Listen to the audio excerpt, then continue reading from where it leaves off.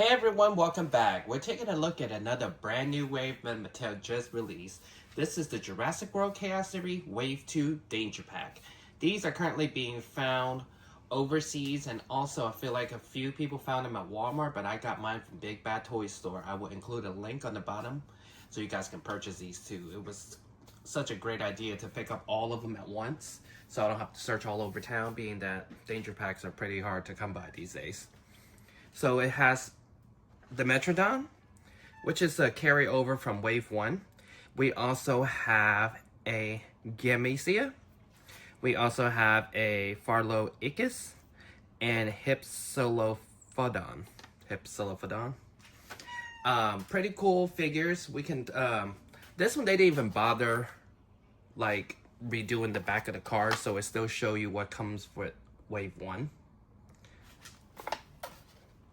So this one always amazes me how little packaging that Danger Pack get. They basically get a little thing tied around the actual toy, and that's it. They don't even have much packaging. So this is the whole wave that is currently being found. This one's pretty cool. And this one.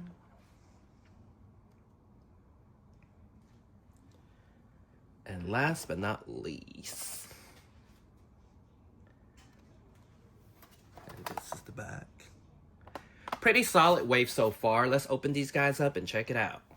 Alright, so the first one we're going to take a look at will be the Guemesia. And this one is a little heavy little toy.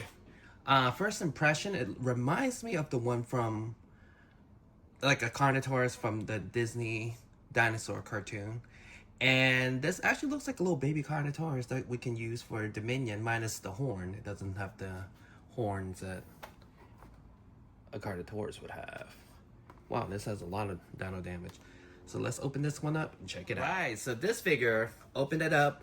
First impression, it looks like a little baby Carnotaurus, like I said a little earlier, especially the little fat little arms, little short, little stubby little things. So this figure is, again, a Attack Pack figure, so it's the basic articulation that we know. Little background with this particular species is it lived at the same time as the Carnotaurus in what is today Argentina, and it's actually the smallest species they have ever found of that family. Pretty cool. So it kind of reminds me of the one we see in Dinosaur, the Disney cartoon, like the deco-wise. So top of the figure, very, very detailed. I love the green eyes that it has. I'm kind of spoiled now. I kind of enjoy glass eyes, so it's kind of weird seeing minus the glass eyes these days. So it has kind of almost feather-like scopes on here. Kind of hard to see, maybe. Pretty cool. So it has this nice red tone that goes all the way down, and along the way it has lots of little bumps details, not just these little spikes that are coming up. Even down here has like scaly crocodilian type of detail. So it can open and closes its mouth. I don't know if this is a new scope for the year or maybe a past scope that just kind of sat around in office, because the teeth, if you can see, is definitely not as sharp as the other ones that we have gotten recent years. It's still at the little short, little stumpy teeth. But it could be because it's an Attack Pack figure, so it's kind of budgety. So it has a neck feature that you can push up and down. The arms, you can kind of move it, but it's definitely tiny. And this figure has a lot of battle damage, as you can see over here. Definitely. And then some over here also. But like the rest of the hip, you can see all the different scales that it has on this particular scope. It's actually pretty detailed, honestly. They came a long way. And on this side of the figure, pretty similar as that side. It also has some battle wounds here. And actually the red all the way down to the tail, which, you know, we rarely get this much deco for a particular figure. So this one is pretty cool. Yeah, I like it.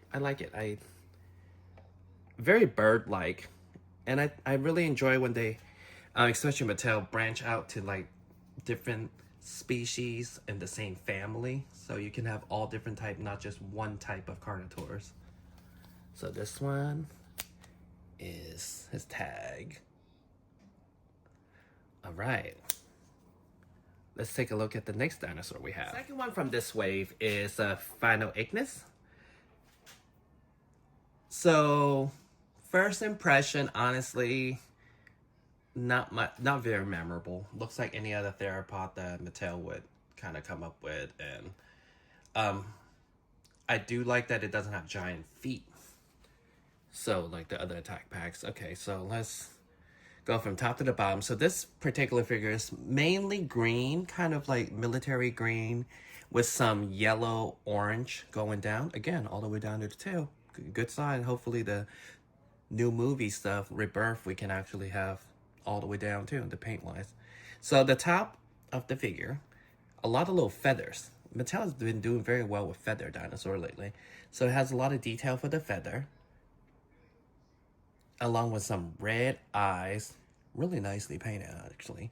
And this one, teeth is a little better than the last one we just saw.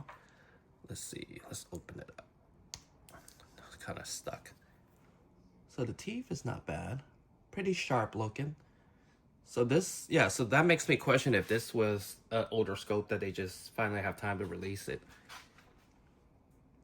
So while this dinosaur has a lot of feather on top, it still has some feather down here, along with the reptilian scales.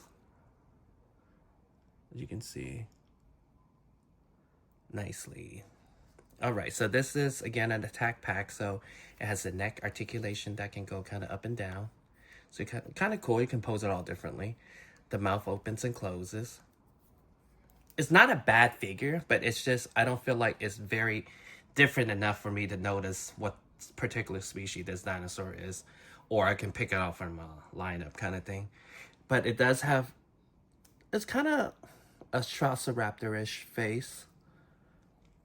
And then both sides of the dinosaur, yeah. So it has this nice orange gold kind of color all the way down to pattern-wise, which I do enjoy, because a lot of times you either get it on top or just half of the figure, but this one is actually in the middle of the figure with the pattern-wise. Pretty nice. Let's take a look. Yeah, I really like the red eyes in it. And it doesn't have any painted nails. But even, like I said, even though it has a lot of feathers, it still has a lot of reptilian type of scale skin. Really nice. It's a short little tail. Definitely skinnier than the other one we just reviewed. So the fun fact with this particular figure is they only found footprints of this figure. So this is basically a Mattel creation based off of the footprints. Interesting, right? All right, so let's take a look at the next dinosaur from the same wave. Oh, actually, just kidding. We need to do the tag. Alrighty, so let's take a look at the next one. So the next one we're gonna look at is the Hypsilophodon. And this one is actually pretty rich in history because it's featured in the original Jurassic Park novel. One of the dinosaurs that never made it to the film, but it was in the novel, so pretty cool. And then this particular design, Mattel kind of bit off of this PC game named Isles. And yeah, along with the little, what would you call these? Antlers looking things and some feathers. So off the bat, I feel like this figure suffered from the paint job.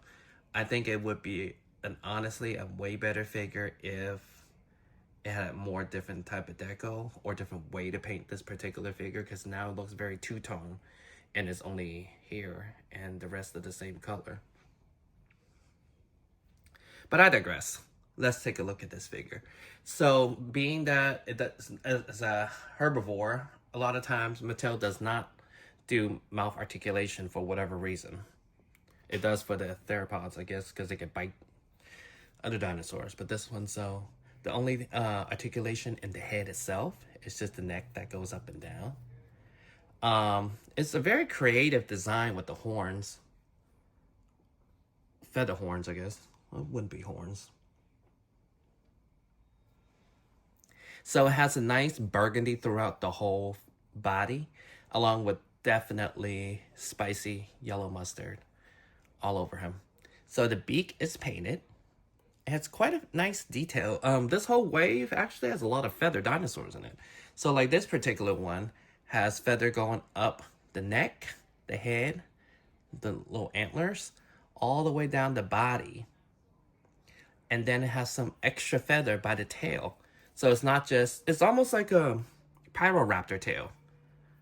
Except backwards, because Pyroraptor kind of have the feather in the back.